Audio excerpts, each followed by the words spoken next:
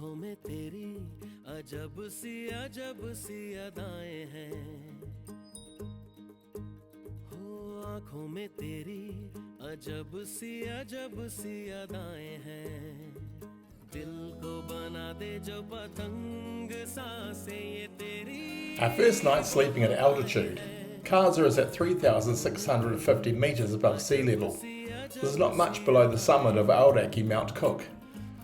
So many things here are described as the highest in the world, including the hand dryer outside the restaurant's bathroom, the service station along the road, and the eggs Benedict I had for breakfast.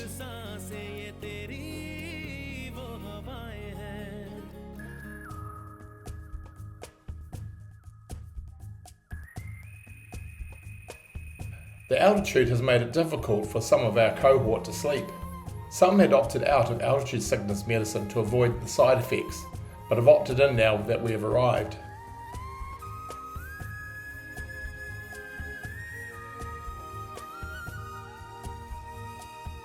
आई ऐसी रात है जो बहुत खुश नसीब है चाहे जिसे दूर से दुनिया वो मेरे करीब है. It is autumn here, normally dry and desert-like, but abnormally warm. -1 in the morning, but highs of 15. A gorgeous sunrise greeted those who could not sleep. The skies are cloudless and sunblock is needed all year round. आंखों में तेरी अजब सी अदाएं हैं हो आंखों में तेरी अजब. Our accommodation at Hotel Dazor is wonderful. The rooms are warm, the beds comfortable, the food incredible, and our hosts are wonderful. If anything, the beds are too warm, but we have 4 nights to acclimatise. Today we met some of the children Joe works with. It is a Sunday and school holidays. The town is quiet, almost eerily so after the hustle and the bustle of Dhaka and Delhi.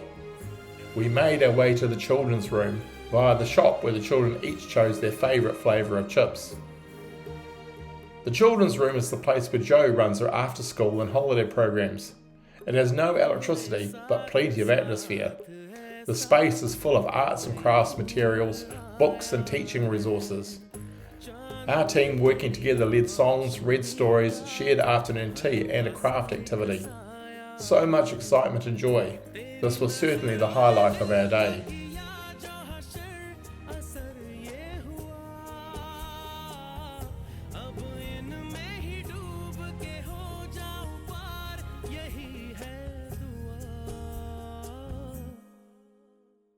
This morning we travelled to Dhankar.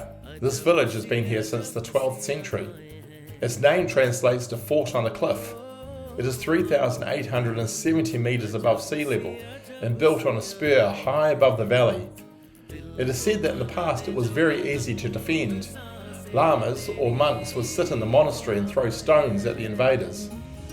It was a refuge for those wishing to escape invaders from Tibet or further afield. It was once the capital of Spiti. Dhankar now has a population of 300 and a school which we visited today. The school possibly has the best view of any in the world with snow-capped Himalayan mountains and clear view from the classroom. The children greeted us with traditional songs and dances, and we reciprocated with a Māori song before sharing a book and repeating the craft activities that were so popular yesterday. And of course, what visit would be complete without a shared cup of cha?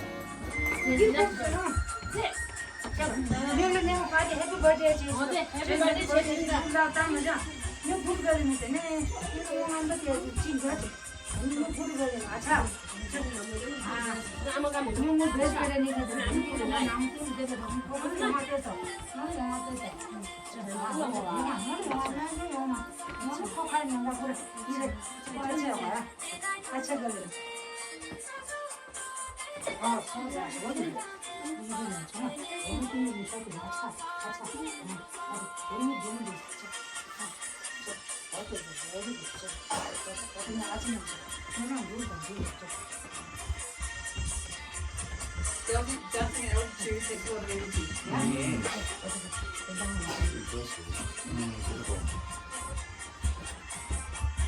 You first.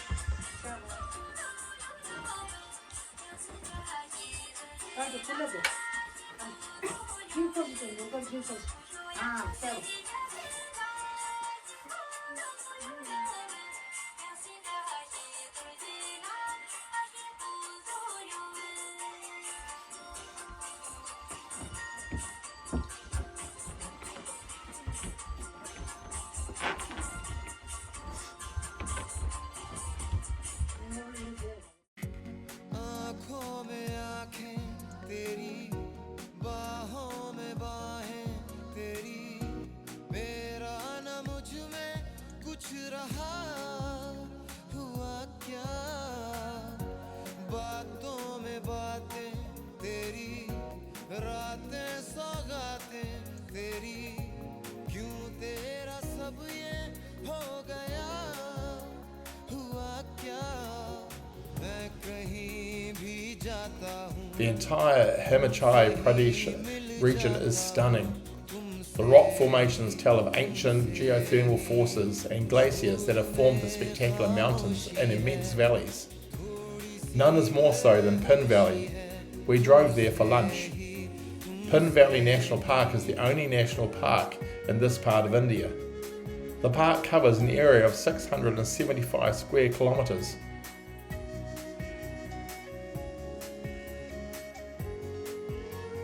It was created to protect the numerous unique flora and fauna. Snow leopards are among the creatures to be found here, as are ibex, red fox and marten. To see these, you must venture further and higher into the valley than we did today. After stopping at a village to buy snacks, we stopped at a swing bridge to enjoy the serenity. The blue glacier-fed river and spectacular mountains reminded us of Aotearoa, New Zealand, but on a much bigger scale.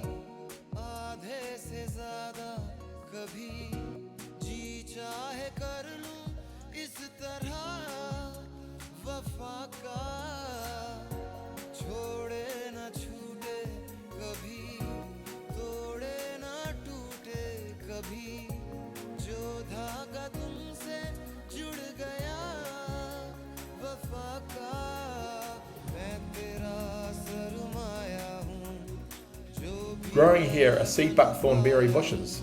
The bright orange fruit can be picked, carefully avoiding the thorns, from the bush and eaten. They're quite tart straight from the tree. Harvested, they are used to make tea, jams and skin lotions. While here, this has become a favourite amongst our group, either on its own or with ginger. The day after tomorrow will see us travel 12 hours back to Manali to catch an overnight bus to Derridum. After a conversation, the team has reached a consensus to instead travel to Narkanda. Here we will spend the night before embarking on a daytime trip to Derridum. The goal is to avoid the fatigue of overnight travel but still arrive in Derridum in time to participate in Diwali celebrations. A plan has been formulated and the necessary paperwork was undertaken at dinner tonight in preparation for applying for a permit to take the alternative route.